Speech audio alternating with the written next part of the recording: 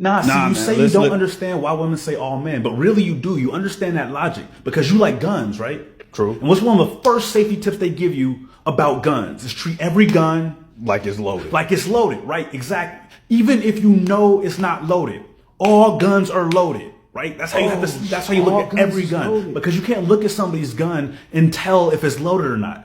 Right? Women are doing the exact same thing because any man could be her assailant. She can't look at a man and be like, oh, that's the good one. So she treats all men like they're potential assailants. The same way we do guns. It's the same. Yeah, no, go ahead. Man. I don't like the gun analogy. Why not?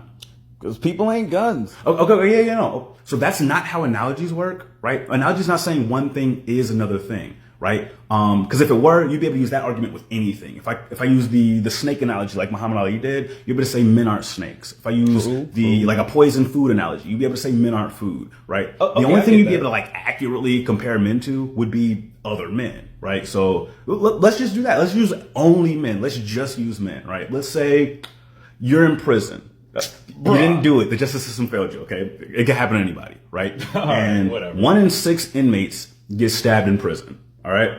Okay. Who could stab you? Anyone. Anybody in prison could stab you, right? Okay. Yeah. So who are you going to be cautious of? Alright, okay. Everybody. You're going to be cautious of everybody. You're not going to... Who do you give the benefit of the doubt to? Like, what if somebody's really nice? No? Everybody. You're cautious of... But isn't all men the same as racism? No. But I can see why you say that, so let's talk about it. What you're describing is prejudice, right? And what's prejudice? Prejudice is a preconceived notion based on nothing, for no reason, right? Yeah. So, can the oppressed even be prejudiced against their oppressor? What you mean? What I mean? All right, there's a racist here, right? He doesn't like me, I don't like him. Why doesn't he like me? Because you're Because black. I'm black, right? That's for no reason. Why don't I like him? Because he's racist. Because he's racist, exactly. So because he's oppressing me, right? That's a reason. A cop says, be wary of black people, don't trust black people. Why is he saying that? Because he's racist. Because he's racist, yeah. My mom says, be wary of cops. Why is she saying that? Oh, because cops kill black people, right? Yeah. Do all cops? No. Do most cops? No, but I don't know which one, so be wary of all of them, right? Yeah. Being cautious of your oppressor isn't prejudice, that's protection.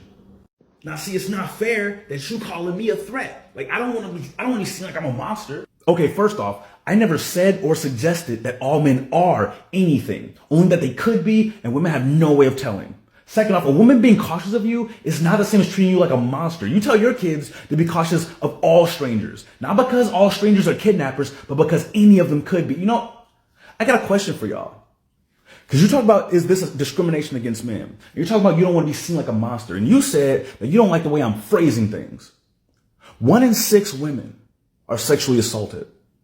And 96% of the time, it's a man doing it. How come y'all didn't ask about that? How come the only thing y'all asked about was how people perceived you?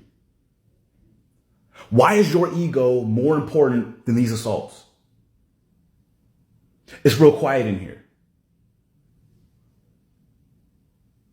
But you're talking about ending a life. No, that's not what we're talking about. You want to talk about what we're talking about? What you're talking about is when does life begin? And that's a philosophical or a religious question. That's entirely based on your definition of what life is, right? If our laws were based on that, then child support would start at conception, right? It'd be unconstitutional to incarcerate pregnant women because a fetus cannot go through due process. You know what I'm saying? So that's not what we're talking about. What we're talking about are rights, you know, freedom of speech, the right to bear arms. We're talking about our constitutional rights. Do you know how many amendments there are?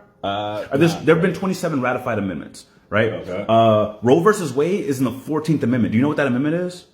That is former slaves' citizenship, right? That's our citizenship. That's our due process. That's our equality clauses. And what we're talking about are women's rights to their own bodies. And so if we're cool with taking that away, the question becomes, are we cool with taking away rights now? Are we cool with infringing on rights all of a sudden? Because this is where it starts.